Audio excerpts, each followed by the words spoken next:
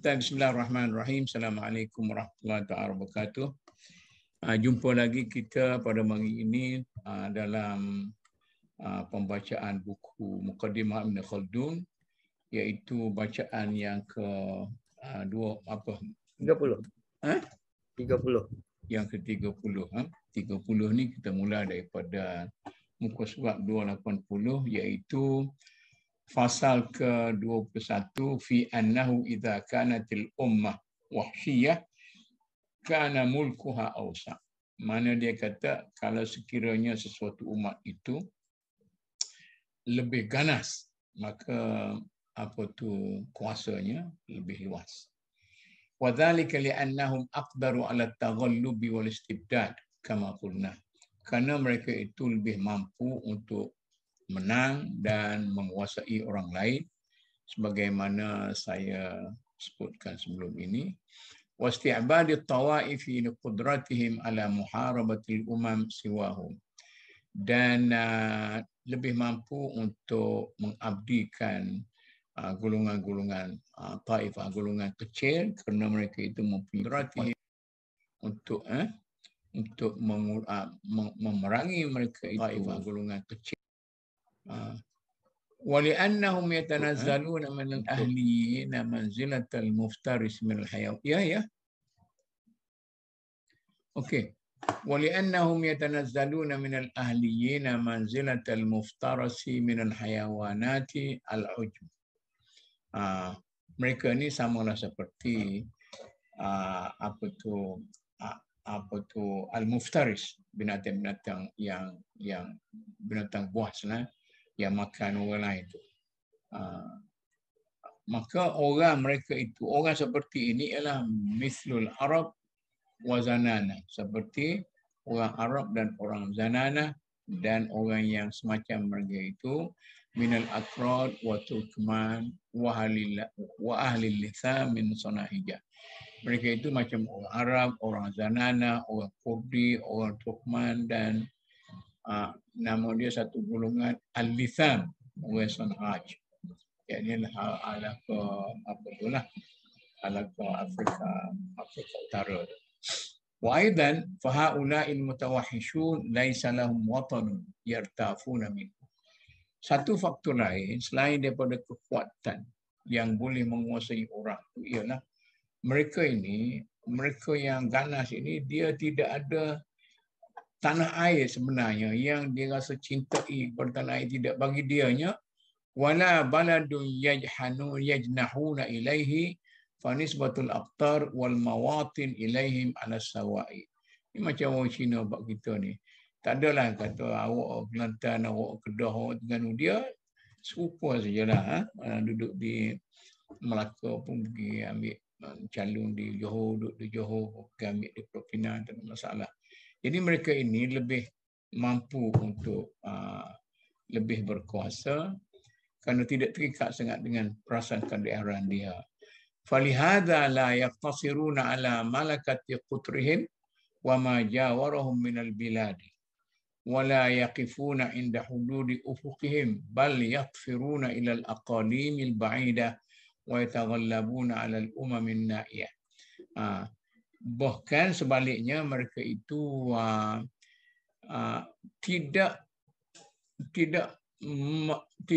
tidak sekadar fokus kepada daerah masing-masing, qutr dan di daerah sekeliling negeri dia, tapi dia pergi kepada daerah-daerah yang jauh dan yang naiyah, yang remote, dia tak kira daerah mana. Jadi dia mara. Wanzur ma yuhka fi dhalika an Umar. Tengok macam mana kata Umar lamma buyi'a, apabila dibai'ahkan menjadi khalifah, wa qama yuharridun nas 'ala al-Iraq. Dia sedang berkempen untuk orang Islam memerangi negeri Iraq pada waktu itu. Faqala innal Hijaz laysa lakum bidarin illa 'ala an-nuj'ati wa la yaqwa 'alayhi ahluhu illa bidzalika. Aina al-qurra'ul muhajirun an maw'idillah siru fil ard allati wa'adakumullahu fil kitab ayyurisakumuha. Dia kata, wahai orang-orang semenanjung Arab Hijaz, kamu ni tidak ada apa-apa dar, rumah ataupun bandar dan sebagainya, kecuali di Nuj'ah dan wala yaqwa alaihi, maknanya kamu kalau duduk sini kamu hanya boleh menguasai atas pokok abdi, hamba abdi semua sekali dan tidak pergi ke mana-mana. Kalau duduk tayangkan apa tu semenanjung tanah Arab itu. Ainal qurra'ul muhajirun am mau'idillah. Di manakah orang-orang yang baca kitab, baca Quran itu yang telah lari, yang telah berpindah daripada janji Tuhan. Duk baca Quran tu Tuhan janji pun tak ambil hirau. Siru fil ardi allati wa'adakumullah. Pergi keluar. Maknanya kuasai bumi-bumi yang di luar pada kita tu yang telah dijanjikan oleh Allah dalam Al-Quran bahawa bumi itu akan diwarisi kepada kita. Liyuzhirahu 'ala ad-dini kulli walau karihal musyrikun, untuk menjadikan Islam itu sebagai Islam yang berkuasa walaupun orang musyrikin tidak suka. Wa'tabir dhalika aidan bihalil Arabi salifati min qabl.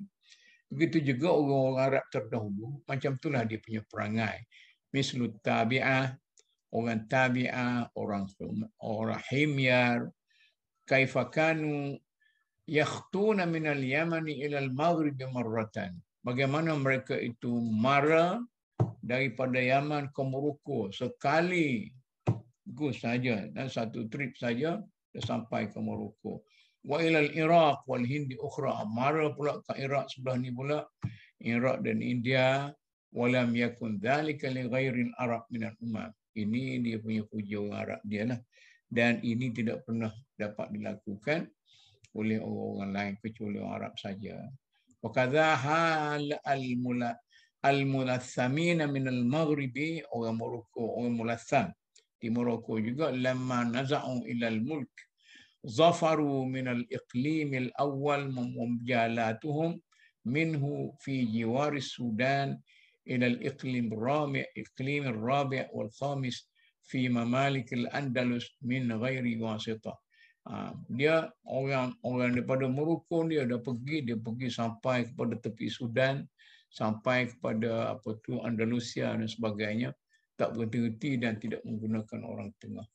Wa hadza sya'nu hadhil umamil wahsyiyah. Inilah keadaan bangsa-bangsa yang ganas ini. Falidzalika takunu daulatuhum awsa'u nitaqa. Oleh kerana itu negara mereka lebih luas, wa ab'ad min marakizha nihayatan, dan lebih jauh mengujur daripada pusat pemerintahan dia. Disebut Quran sini, wallahu yuqaddirul layl wan nahar, Tuhan menentukan siang dan malam, wa huwal wahidul qahhar. Ini yang dikatakan, maknanya ada apa kita nak bincang di sini? Datuk, apakah dia secara halus juga menggambarkan mungkin ada juga ciri-ciri yang keganasan tu yang dimaksudkan, tapi dalam bahasa Inggeris dia kata savage. Jadi bangsa Arab yang awal-awal tu lebih ialah Bedouinnya, dia tak terikat satu tempat kan, sebab tu dia boleh merebak mana-mana, boleh expansion tu berlaku lebih lepas lah mungkin. Wallahu a'lam. Apakah saya pun rasa tak sedap juga nak sebut ganas tu, tapi pasal dia menggunakan perkataan ganas kan. Maknanya ganas ini mungkin dimaksudkan ganas dia paling berani lah begitu kan.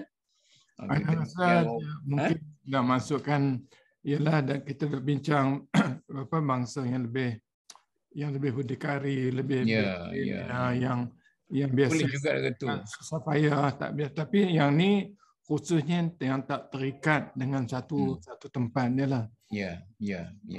Allahu a'lam. Betul lah. Datuk, yang awal tadi kan kita kata macam kita bincang tentang hadari dan apa tu Badawi dan Hadari daripada sudut pemikiran siapa tu Profesor Farid Alatas tadi kan. Farid atas.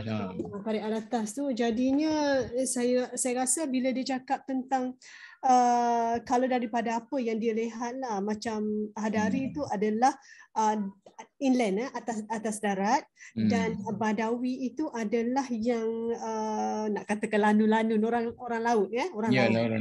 Maknanya di sini orang laut ni digunakan oleh sultan untuk menjaga dia orang punya keselamatan, pengairan. Jadi dia orang ada sifat-sifat berani tu. Ya, betul. Jadi saya tak tahulah, saya tengok walaupun kita kata ganas kat situ kan, fierce kan. Jadi mungkin quote-unquote berani kan. Yalah. Cuma dia sebut sini wahsy. Tapi tak apalah, kita translate sebagai berani lah. Itu maknanya dia punya mentaliti lebih apa tu, bukan lokal lah, lebih apa kata lebih global. Dia mentaliti yang lebih global. Dia tidaklah jenis orang Kelantan kan, dia nak benceng balik ke Kelantan. Itu ya, Kelantan tu dia sangat terikat dengan daerah, tak boleh maju lah. Anda punya bacaan sejak kita baca Muqaddimah ni, nampaknya macam Ibn Khaldun nak cuba gambarkan satu kaum bangsa yang lebih berani, yang tidak terikat, yang lebih berbanding dengan masyarakat yang dikatakan mewah, yang duduk rumah semua kan, bangsa yang berpindah-ganda, bangsa yang tak terikat. Saya rasa dia menggambar. Dan dalam kupasan buku yang ingat balik, dalam secara umum pun Rosenthal pun maksudkan bangsa Arab tu lebih Bedouin. Mana bangsa yang tidak sebegitu hanya terikat duduk satu tempat, ataupun yang tak berani semua itulah. Mungkin itu yang buat kecenderungan Ibn Khaldun. Mana orang yang tidak membiarkan hidupnya untuk selesa. Orang yang biasa selesa ni dia jadi orang panggil manja, Dan jadi tetap dia sebagai orang yang kasar, yang apa. Tapi Tok Mut, yang manja itulah Hadari. Iyalah. Kan sebelum dia jadi manja, dia Badawi dulu. Betul. Bila dia naik ke darat tu, kita ambil bahasa Farid, bila naik ke darat itu, maka dia sudah jadi manja dengan segala kemewahan. Kalau Tok Mut, kalau kita tengok raja-raja kita pun dulu, dia bukan raja pun. Dia memang pelaut-pelaut pergi daripada dia perompak dulu tu, macam Viking juga lah. Kalau Bugis tu dah lanun lah kan. Orang yang berkuasa adalah para perompak. Ada. Sekarang ni cuma malu lah raja-raja nak kaya saya punya tok nenek dulu perompak, dia malu nak kata macam tu. Kena tangkap Tok Mut. Kena blackmail. Nak tangkap orang dah tua dah, kalau masuk jail pun mati dah, jail 4 hari mati lah. Syahid. Sebab tu kita kata datuk nenek kita orang pelaut, sebenarnya pelanung. Datuk nenek kita tu pelanung. Okeylah, aku kena tangkap kita gila tu. Jadi seterusnya, itu jelas nenek. Wan, okey dah. Seterusnya dia kata al-faslus tsani wal 20. Dah okeylah dah. Okey. Al-faslus tsani wal 20, fasal ke-22, fi annal mulk idza zahaba an ba'd asy-syu'ub min ummatin fala budda min audatin ila sya'bin akhar minha ma damat lahumul asabiyyah. Kuasa tu bila dah hilang daripada setengah bangsa, dia akan pergi ke bangsa yang lain. Ma damat lahumul asabiyyah. Selagi mereka itu ada asabiyah yang selain itu. Dia kata ba'du syu'ub. Syu'ub ni jadi satu kumpulan dalam suatu umat yang besar. Itu Sya'bu Kelantan. Sya'bu Kelantan. Ummah ni umat Malaysia. Hanya gitu. Ya, sebabnya ialah wasabab bidzalika innal mulka innama hasala lahum ba'da suratil ghalabi والإذعان لهم من سائر الأمم سواهم فيتعين منهم المباشرون للآمر الحاملون لسرير الملك ولا يكون ذلك لجميعهم لما هم عليه من الكثرة التي يضيق عنها نطاق المزاحمة والغيرة التي تجدع أنوف كثير من المتطاولين للرتبة. Dia kata sebenarnya kuasa tu bila dia berkuasa, satu umat itu berkuasa, maka dia akan lahirlah orang-orang yang betul-betul melakukan exercise tentang kuasa sendiri, yang betul-betul memegang kuasa, yang betul-betul berkuasa, dan maknanya kuasa itu tidak akan dapat pada semua sekali. Kita pun bila kita merdeka, ya, jadi yang berkuasanya hanyalah pok-pok elit itulah, pok-pok anak raja dan sebagainya, Tengku lah, Hussein lah sebagainya. Mahathir kata saya ni anak orang bawahan, saya terpaksa rebut. Maknanya begitu. Tidak semua orang akan terlibat dengan eksersis pelaksanaan kuasa. Jadi kerana dia menjadi suatu rebutan, al-muzahama wal ghirah allati tajdi'u unufa kathirin minal mutatawwi. Mana ramai duk bubuk-bubuk. 2-3 hari lepas jumpa dengan Mujahid. Mujahid kata, tak sempat nak jumpa kita bila saya jadi menteri dulu. Dia kata saya menteri 22 bulan.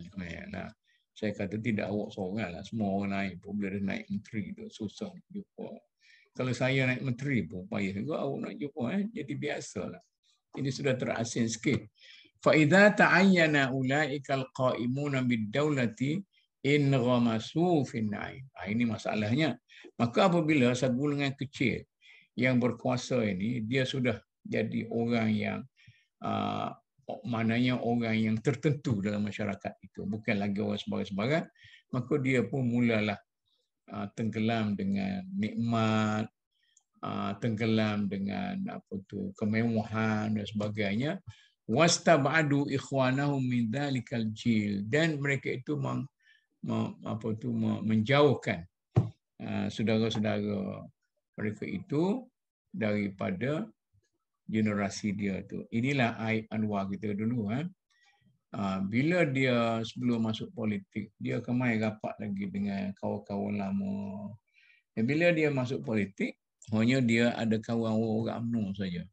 Maka bila dia nak jatuh, taklah sekuat dia sebelum itu. Sebab dipertahankan, ini masalah dia. Dia bersedar, dia kita bersedar. Jadi biasalah sekarang ni dia sudah sedar lah, tapi mungkin dah tua je. Apa masalah. Dia kata mana dia singkir habis saudara-saudara dia semua sekali. Fi wujuhid daulati wa madhahibiha. Saya Anwar sekap dia jadi, sampailah dia jadi menteri pendidikan. Kita boleh telefon begitu ya, tapi dah kau jauh kerja sebab sudah dikepung oleh satu golongan tertentu. Ini bahaya. Bila kita sudah dapat kuasa kan, mungkin kita terkepung. Macamlah juga Najib ke ataupun Mahathir ke dan sebagainya. Tun Mahathir ni asalnya orang sosialis, orang rakyat. Tapi bila dia naik atas, maka dia kepung oleh pokok ningrat, orang korporat yang besar-besar. وَبَقِيَ الَّذِينَ بَعِدُوا عَنِ الْأَمْرِ وَكَبَحُوا عَنِ الْمُشَارَكَةِ فِي ظِلٍّ مِنْ عِزِّ الدَّوْلَةِ الَّتِي شَارَكُوهَا بِنَسَبِهِمْ وَبِمُنْجَاتٍ مِنَ الْحَرَمِ لِبُعْدِهِمْ عَنِ التَّرَفُ أَسْبَابِهِ. Maka yang orang-orang yang agak tersingkir pada peringkat awalnya, dia mula menapak kerana dia tidak lagi terlibat dengan kemewahan dan sebagainya. Fa in istawlat 'ala al-awwalin al-ayyam wa abana qudara'uhum al-haram fa tabakhtuhum ad-daulah wa akala ad-daru 'alaihim wa shariba bima arhafa an-na'im min haddihim washtaqat gharizatu tarafi min millatihim min mil'ihim wa balaghu ghayatahum min tabi'ati tamaddul insani wa taghallubul siyasi. Maka dia akan jadi mengesok-esok jadi yang orang yang tidak pernah mendapat kemewahan ni, dia mula menapak dan orang tu mula gelincir dan sebagainya. Itu yang dikatakan sebagai pertukaran generasi. Ini ada di bawah satu syair. Kaduril qazzi yansaju thumma yafna bimarkazi nasjihi filin kisasi. Dia kata ulat sutera itu, dia duk jale sutera tu. Lepas tu dia tersingkir bila sutera dia sudah terjalin. Maka orang lain pula yang manfaat. Karena yes. Ana mencelah sikit. Ana lihat paragraf ni dalam bacaan Ana, dia dalam terjemahan Inggeris tu macam seolah mereka yang berkuasa ni sengaja mencari pengaruh dan pendukung-pendukung mereka. Ya.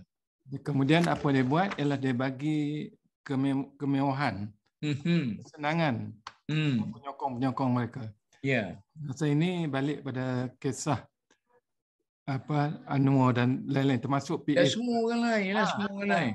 Masuk PH pun lah. Ana rasa semua. Sama Mahathir faham sangat. Sebab tu dia bagi jawatan kanan pada orang yang dia nak supaya tak menjadi masalah. Kalau kita naik pun kita orang macam tu. Jadi kalau tak mau bagi susah, tak mau jadi, orang yang you nak sokongan tu, dia bagi kemewahan kat dia. Ya, betul. Itu kaedah tu Ana rasa diguna oleh ahli politik bila dia dapat kuasa, dia bagi. Ana baca Ibn Khaldun macam tu, wallahualam. Jadi orang yang tak dapat tu akan agak tersingkir pada peringkat mulanya. Itu bacaan. Bila grup yang sudah jadi grup apa tu inner circle tu, akhirnya dia mau akhirnya dia tergelincir, mereka itu pula. Ini jadinya. Jadi teori Ibn Khaldun ni ialah penggunaan kemewahan dan kekayaan tu sebagai satu cara untuk nak memastikan sokongan pada kuasa. Betul. Jadi siapa dia pun naik, dia jadi macam itulah. Kalau saya belum terlupa kan, kita ada cara itu dia kata atau terjemahan Ibn Khaldun yang yang dulu kan tak berapa betul apa semua sekali. 2-3 minggu lepas dia orang bahasa panggil saya suruh jadi macam seorang yang mengesahkan terjemahan yang ada. Jadi cara dia translate ni, orang ni terjemah, kemudian ada pentasheh yang melihat terjemahan tu, dan yang ketiganya orang yang mengesahkan bahawa teks dengan terjemahan tu sama. Saya hadirlah satu malam perbincangan tu. Lepas tu esoknya saya bagi maklum saya tak sanggup nak duduk bersama. Itu sajalah. Sebab saya tidak yakin dengan. Jadi kalau dulu macam tu, maka sekarang ni dia translatekan satu ensiklopedia yang besar, 26 jilid.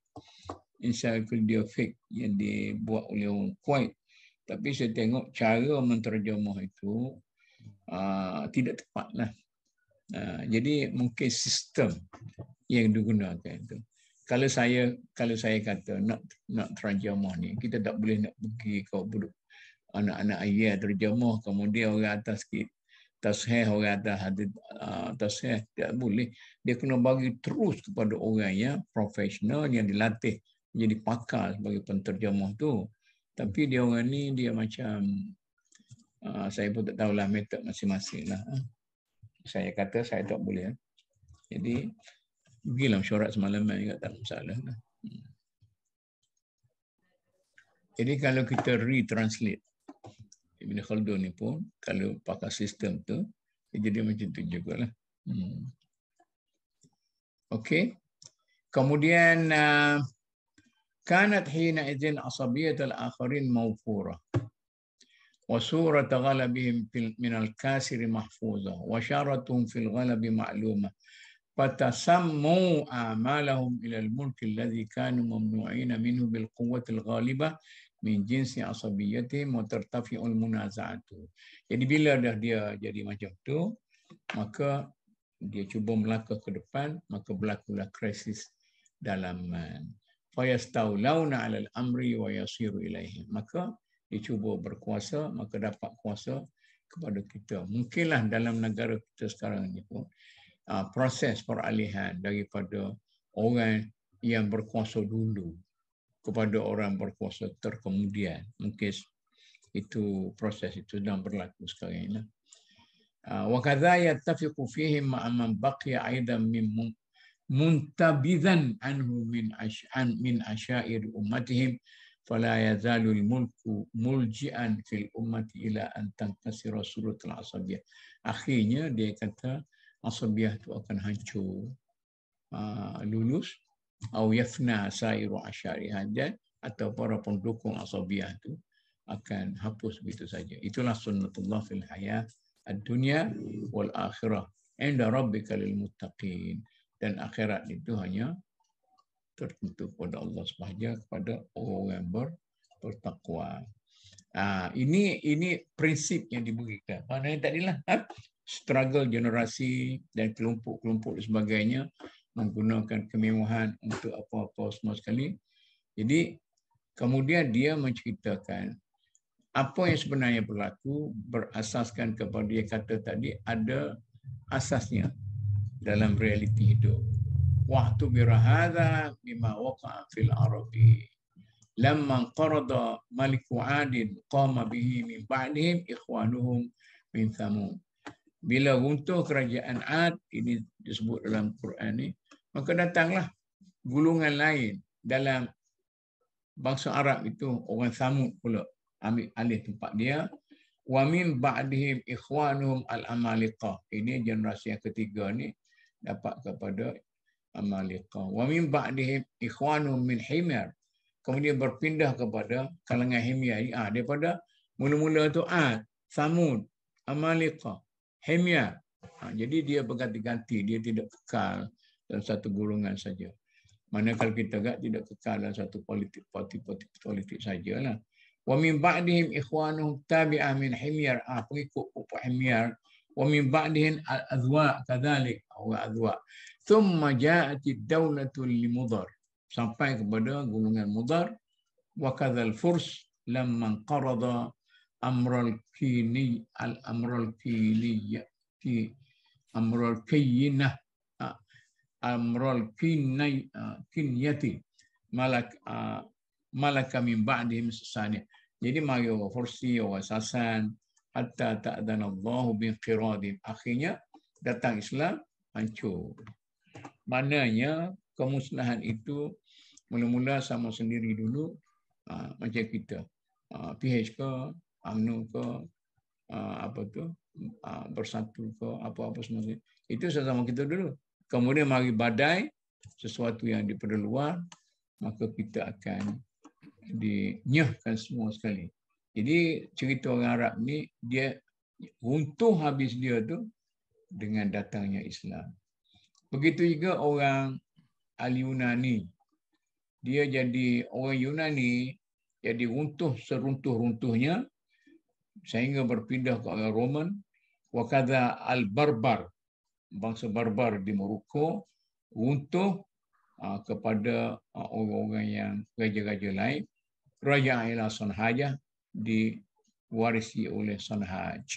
Thumma al-Mutalam al-Mulathamina min ba'dihim, kemudian Mulatham. Thumma man baqiya min syu'ubi Zanadah wa hakad.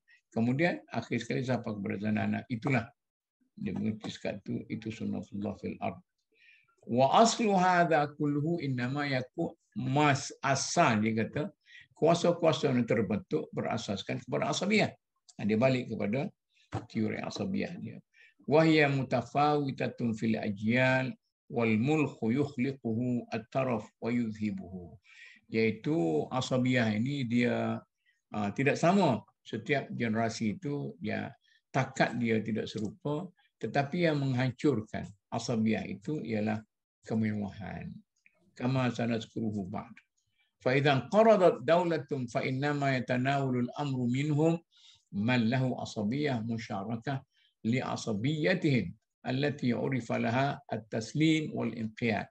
Dia kata bila orang yang hancur, maka datanglah orang golongan lain yang ada asabiyah yang ada musyarakah li asabiyatihim.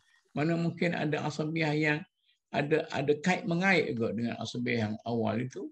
Allati urifa laha at-taslim wal inqiyad wa unisa minha al-ghalab li jami'il asabiyat. Jadi satu golongan asabiyah lain timbul. Jadi dia pula yang dalam sejarah Islam pun jadi macam tu. Wa unisa minha al-ghalab li jami'il asabiyat, maka dia akan dapat mengatasi asabiyah lain. Wa dzalika innama yujadu fi an-nasabil qarib minhum lianna tafawut al-asabiyah bihasabi ma qarraba min dzalika an-nasab allati hiya fihi aw ma'uda. Itu maknanya dari segi gerakan antara asabiyah walaupun tidak mempunyai tinggi rendah yang sama, tetapi dia boleh bertukar ganti.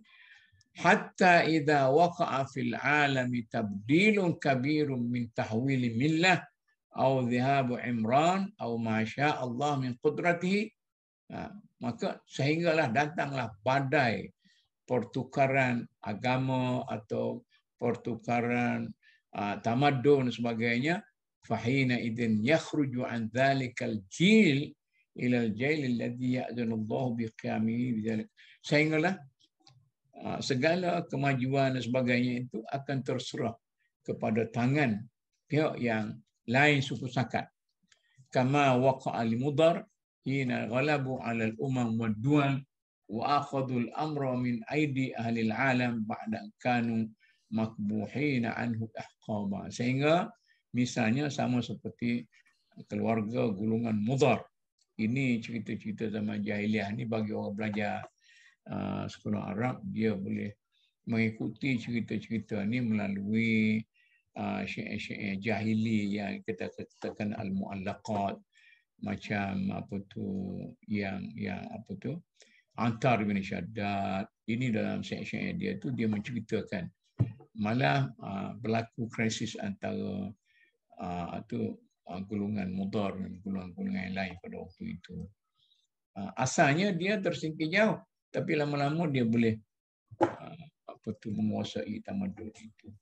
Cumanya apa yang dijelaskan oleh Ibn Khaldun di sini, apakah yang dimaksudkan dengan hancur semua sekali kemudian datang semua sekali itu? Mungkin dikata agama yang baru, corak tamadun yang baru, gitu.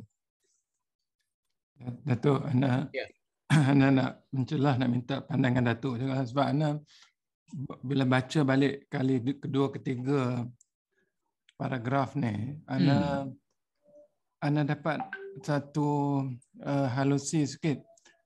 Mungkin itu pandangan asal Ibn Khaldun.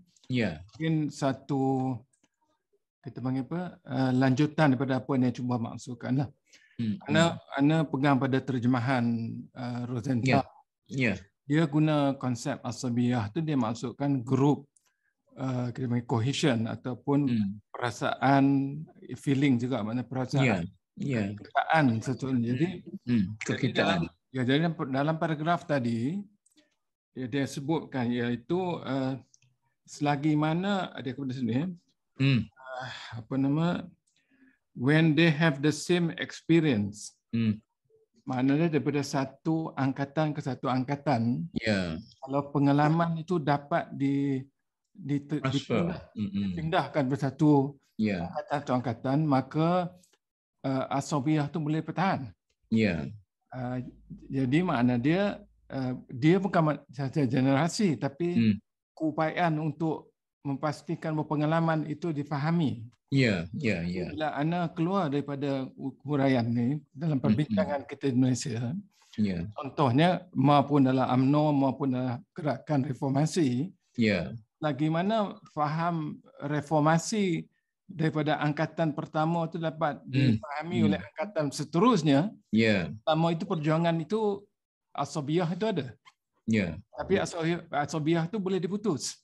Betul. Bila angkatan atau generasi lain tak ada pengalaman yang sama. Macam UMNO pun, angkatan awal UMNO dengan angkatan UMNO setelah 60 tahun tak sama. Ya, betul. Ana rasa pengalaman generasi awal dalam UMNO, motivasi dia untuk berjuang tak sama dengan jadi angkatan kini dalam UMNO 60 tahun belakang ni dah pindah kepada sedentary lah, kekayaan, kemewahan. Tak sama dengan angkatan yang banyak guru-guru yang peringkat awal tu yang betul. Perjuangan dia, motivasi, tapi semangat kekitaan tu ialah untuk tujuan itu. Saya rasa terputus dalam dia punya rangkaian itu. Rantaian itu tak lanjut kerana pengalaman generasi kemudian tak sama dengan generasi awal. Jadi rasa yang ni yang Anda tertarik Ibn Khaldun nak cuba maksudkan inilah dalam huraian ataupun panjangan daripada apa yang dia cuba maksudkan. Kalau kita perhatikan ini boleh berlaku juga dengan pada PH ke, pada PN pun. Semualah. Kita melihat. Itu Anda punya, tapi Anda rasa Anda tertarik dengan paragraf yang kita baca ni lah. Wallahu a'lam. Ya, betul. Saya rasa bagus juga tu. Rosenthal ni dia macam ni. Dia baca, kemudian dia cuba explain berasaskan kepahaman dia dengan cara yang tersendiri.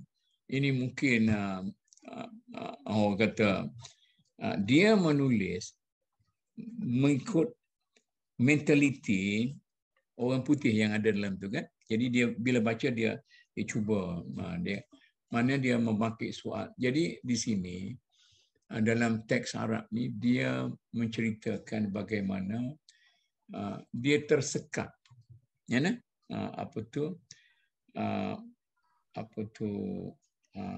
Pewarisan cita-cita perjuangan tu dia tersekat daripada satu generasi ke satu generasi. Jadi kata Rosenthal, dia kalau dia balik-balik kan, kalau dia boleh transfer cita-cita tu, maka dia boleh lanjut kan. Jadi penerusan itu tak berlaku. Penerusan tu. Jadi dalam dikata kalau kita nak pertahankan perjuangan pun, generasi yang ikutan yang kemudian tu kena faham apa yang pengalaman yang dilalui, bacaan pengalaman tu oleh angkatan sebelum. Jadi usaha untuk menjelaskan penerusan itu penting. Walaupun perjuangan suasana berlainan, tapi mesejnya tu kena difahami kerana baru penerusan dan baru boleh ada kuasa kerana pengalaman itu yang memberi kekuasaan pada angkatan awal. Wallahu a'lam. Tapi bagus jugalah cara translate dia tu. Maknanya kata macam ni. Ibn Khaldun kata kalau kamu gagal transfer kamu punya cita-cita perjuangan dan semuanya asabiahnya, maka kamu akan gagal dan kamu akan dikuasai oleh orang lain. Nah, tetapi masalah ni dia cara fikir dia cara positif. Nah, dia kata untuk berjaya maka kita kena transfer gitu. Betulnya. Jadi kalau tidak, kalau datang kemewahan, dan begitu yang dilakukan oleh orang yang nak berkuasa, dia bagi kesenangan kemewahan kepada angkatan yang dia nak senyapkan.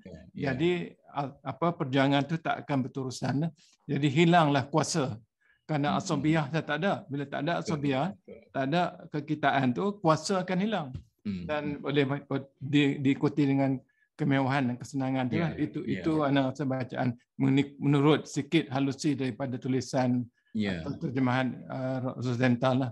Saya rasa bagus juga lah kalau kita translate lagu tu. Jangan kita duk terjemah ayat-ayat tu mengikut seada-adanya kan. Maka apa yang kita faham.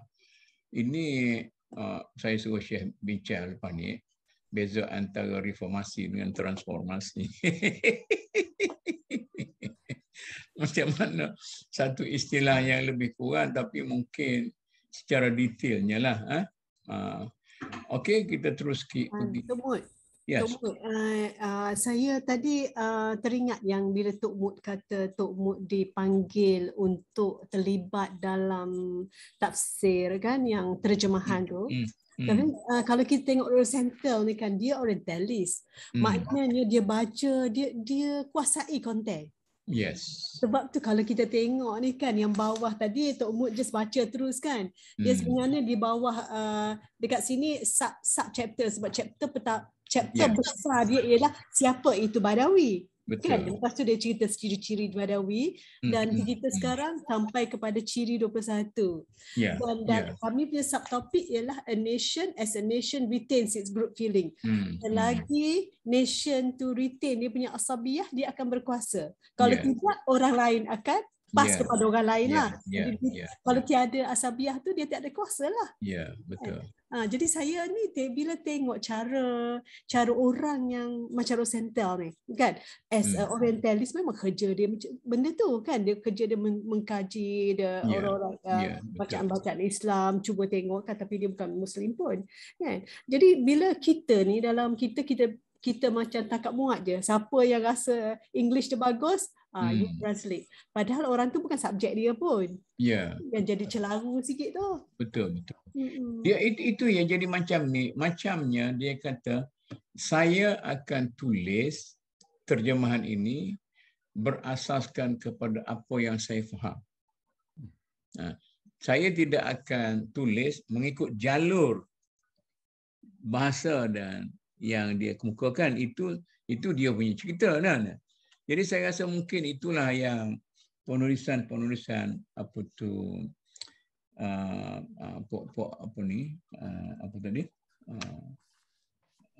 Barat punya cerita apa ni kata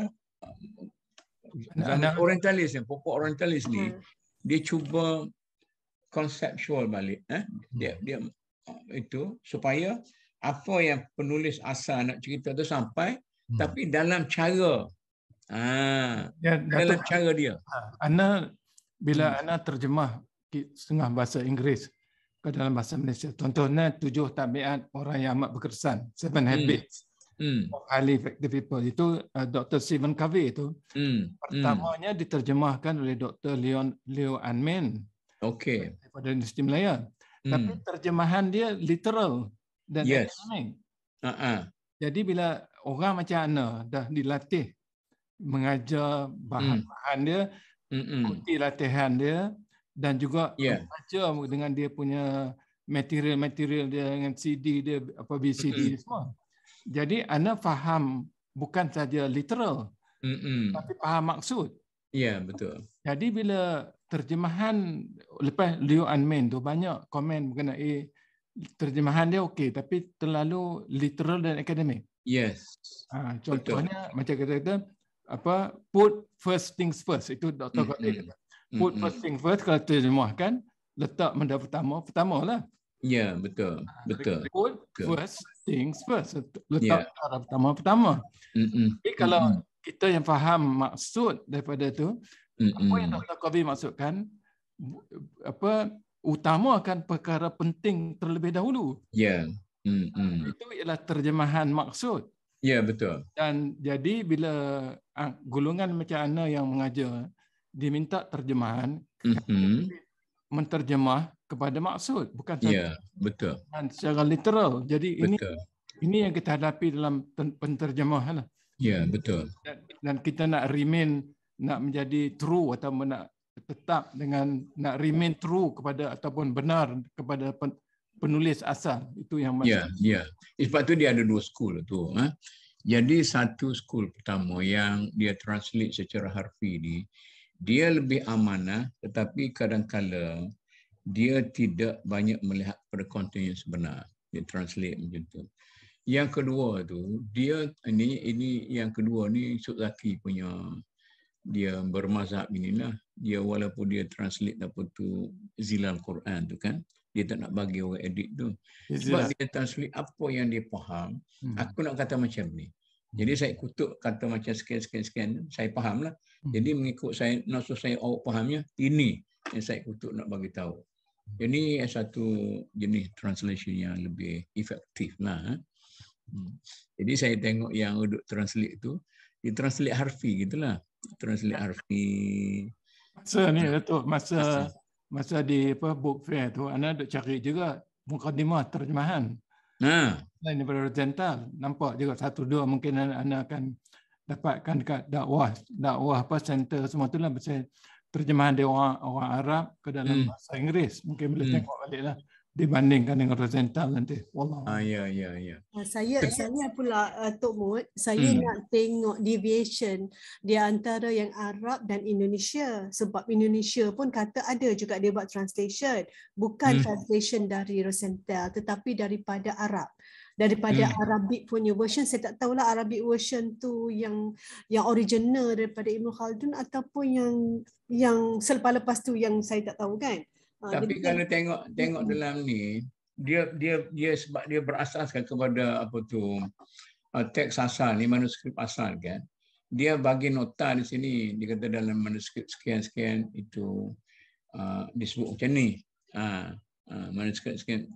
Maknanya tidak jauh lah lagi kalau versi yang 1, 2, 3 pun. Tapi Rosenthal ni kan, kalau kita faham apa itu orientalis, ialah orang yang mengkaji Asia culture, budaya, termasuklah religion kan. Maknanya dia dah ada expertise dalam bidang memahami budaya Asia itu sendiri, termasuk religion lah. Makanya sebab tu dia boleh simplify dan dia itulah macam kalau dia segi format ni kan, dia memudahkan lagi lah kita untuk faham. Betul. Tapi so far bila saya tanya balik, kita berinteraksi sepanjang-panjang mukadimah punya session ni, saya tak nampak deviation lah, memang kekal kepada tujuan asal Ibn Khaldun punya intent. Ya. Mana contohnya dia menyampaikan idea itu mengikut cara dia. Tapi isi dan kehendak sebenar itu kekal di situ. Dia kekal. Setengah orientalis tu dia berlaku adil kerana dia akademik kan, dia berlaku adil. Ya, betul. Itulah. Tak kira lah hak jahat tu dia punya pasal. Hak jahat tu dia kalau dia buat tulis sendiri, cerita lain. Datuk, so far tak ada pun orang Muslim macam apa dia menegur Rosenthal tentang content, intent of the Ibn Khaldun. Maknanya valid lah, authentic kan. Betul. Jadi isi tu ada di situ. Isi tu ada di situ. Walaupun cara dia cerita tu, kita pun tahu orang kata bila kita tulis tesis ini bahasa Inggeris ni bahasa Inggeris Melayu ni, atau macam ni, jadi macam tu. Mungkin Tok Mut itu adalah skill kot yang kita kena belajar daripada diorang kan. Ni kita malam tu pun saya sebut, saya nak kalau dia orang bahasa nak kerjasama saya, biar ditranslate oleh orang yang betul-betul kompeten, bukan saja bahasa tapi ilmu dan sebagainya, dan dia tu sudah mahir. Jangan kita boleh suruh anak-anak ayam mana translate, kemudian kita tolong tasheh. Kemudian kita mengesahkan. Itu yang buruk, jadi macam yang ada orang masa dulu tu. Ikut pengalaman saya, Prof. Memang saya pun ada jumpa dua jugalah terjemahan untuk selain bahasa Inggeris ni, saya pilih sama ada bahasa Melayu atau bahasa Indonesia. Yang saya tengok yang DBP tu, saya tengok buku dia tebal. Cuma saya rasa macam saya ikut saya punya perasaan lah, tak ramai orang refer. Jadi yang bahasa Melayu saya anggap memang mungkin kurang kualiti, dan bila Prof sendiri yang cakap, saya pun faham lah kenapa dia tak famous yang DBP punya translation tu. Tapi yang saya tengok Indonesia ni yang bagus, dia ada banyak terjemahan untuk Indonesia. Dan yang saya dapat tu buku lama jugalah. Cuma dia dari Syekh Azhar. Dia bukan Syekh lah, maknanya dia dari Azhar lah. Dan memang dia buat begitu teliti lah terjemahan tu dalam bahasa Indonesia. Siap ada footnote semua dalam kata asal bahasa Arab. Dia tak macam Rosenthal ni lah. Dia akan letak balik kembali kata-kata Arab tu. Kemudian dia akan rujuk dengan rujukan lain juga. Saya pun lupa buku tu. Tapi buku tu saya dah baca. Memang seronok jugalah, topik dia untuk Al-Muqaddimah je, bukan Al-Ibar punya itulah. Maknanya apa yang saya nak sampaikan, yang Indonesia memang lagi advance lah in term of terjemahan Muqaddimah ni. Ya. Itulah maknanya baguslah tengok banyak version dah. Yang Indonesia pun baru ni anda pergi tengok. Dia ada yang apa 100 lebih ringgit, ada yang 300. Dia mukadimah tu ada yang apa, yang lengkap, lebih lengkap, yang lebih tebal banding dengan yang kita ni. Jadi itu satu yang menarik lah. Tapi berkenaan dengan footnote, Ibn Rosenthal ni banyak footnote. Tiap ayat, bila kita ada Datuk sebut tadi ayat Quran tu, dia akan footnote. Jadi sebenarnya mungkin dia pun mungkin ada, tapi maksud saya dia lagi banyak sebab dia rujuk juga buku lain. Yalah, maksud dia kalau gitu Rosenthal mungkin Ibn Khaldun sendiri buat footnote yang diterjemahkan dari Rosenthal. Tapi yang dikatakan lebih tebal tu kerana anda difahamkan cara Ibn Khaldun dia menambah daripada masa ke masa. Jadi ada yang lebih lengkap, yang tebal betul. Jadi masa anda pergi ke apa di PwC, dia kata pergi dua booth yang berlainan, satu lagi tu memang lebih tebal. Dua-nya pun RM300 berbanding dengan 100 lebih yang satu lagi lah. Dua-dua bahasa Indonesia. Jadi makna dia menarik. Tapi anda juga menarik jumpa banyak juga tulisan daripada Germany dan lain-lain yang cuba menjelaskan bagaimana Ibn Khaldun yang tulisan dilihat dari kacamata orang bukan Islam. Itu menarik juga lah. Wallahualam. Kebetulan kita bincang itu buku ulasan lah. Buku ulasan, di antara ulasan perbincangan ini ialah apakah Ibn Khaldun ni Islamis?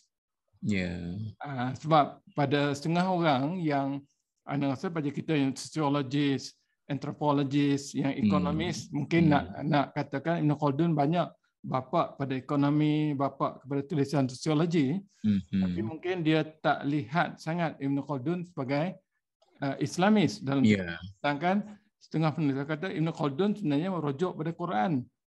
Dia menghuraikan, kerana kalau kita tengok Rosenthal pun dia akan buat footnote ayat mana, hadis mana. Jadi saya rasa Ibn Khaldun ni memang teliti, macam juga ulama-ulama. Dia tak kata, dia tu ialah penghuraian dia terhadap bacaan Quran dan Sunnah. Wallahu a'lam.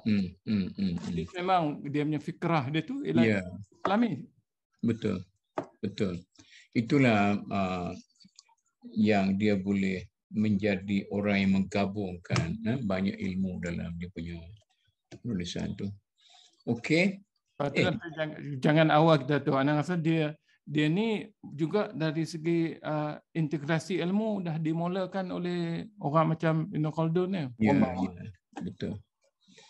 Kalau macam tu kita sekat tu lah dulu. Kita perbincangan tu sedap.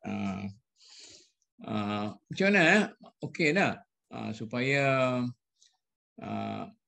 pendengar kita datang baliklah, tidak letih sangat dulu. Saya rasa poin ni sangat penting, Datuk, bahawa bagaimana nak pastikan penerusan asabiyah. Penerusan yang natural supaya asabiyah itu boleh pindah kepada hadari. Tapi daripada satu angkatan ke satu angkatan, pengalaman itu mesti dipindahkan. Macam gerakan reformasi lah. Sekarang ni yang generasi yang duk sokong tu tak faham apa gerakan reformasi.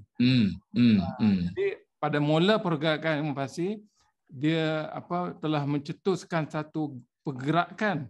Sekarang dia jadi sikit macam political party, bukan lagi movement. Sebab pengalaman itu, maksud dan fahaman itu tak sama, tak ada lagi group cohesiveness yang kita bicara itu. Betul. Tapi lagi mana ada cebisan-cebisan tu, dia cuba nak hidupkan balik lah. Itu yang saya nampak PKR trying to keep, dan Anwar trying to say ini ialah idealisme perjuangan, bukan PKR tu saja, tapi idealismenya. Keadilan semua tu, wallahu a'lam. Itu dia embodied dan pada satu tu yang tu baguslah tu. Atau Dr. Mut, maknanya agak mencabar jugalah kalau kita ni ciri-ciri asabiyah yang asli ya. Asabiyah yang asli adalah ciri Badawi, tetapi dalam masyarakat hadari macam kita sekarang kan, kita nak kekalkan asabiyah tu, kita cuba kekalkan dengan cara yang tak berapa nak lasting kan. Itu yang macam kita kata tak apalah, kita buatlah cara kita. Tapi sebenarnya benda tu kata apa the original kan. You tak boleh shortcut lah. Sebab apa? Suasana tak sama dah sebab As-Safiyah tu yang dikupas oleh Ibn Khaldun. Sebab tu dia cerita konteks, masa, suasana perkesetaraan, makanan. Kerana Biduin yang asal hidup dalam susah tu yang menyebabkan mereka bersatu. Macam kita pun itu angkatan generasi awal yang biasa susah payah, yang berjuang untuk kemerdekaan tu tak sama dengan generasi sekarang sebab dia tak hidup dalam persekitaran tu. Wallahu betul. Maknanya kita kena turun ke laut balik. Maknanya bukan turun ke laut, maknanya spirit yang ada pada orang laut itu kita kena kita ambil atas Farid punya idea lah. Tapi tu mencabar juga sebab sekarang ni kalau tak ada duit orang macam telah terikat sangat dengan cash. Sebab tu Najib guna cash is king tu. Jadi jugalah. Dia itu panjang kalau kita orang kan. Mana masyarakat manusia ni dia suka benda yang senang-senang dapatnya. Jadi kalau kita bagi cash, senanglah dia nak bagi apa semua sekali dia suka lah. Dia tak payah korek. Dia ikut teori tawadun memang bukan salah pemimpin je, rakyat pun sama kan. Yalah. Bagi cash je senang nak beli, susah agak. Betul. Dia tak payah korek-korek, dia dapat orang masuk dalam poket dia terus. Baguslah. Kita ambil 1 jam macam tu. Okey, mudah-mudahan pentingnya kita continue. Bila nak apa, okeylah.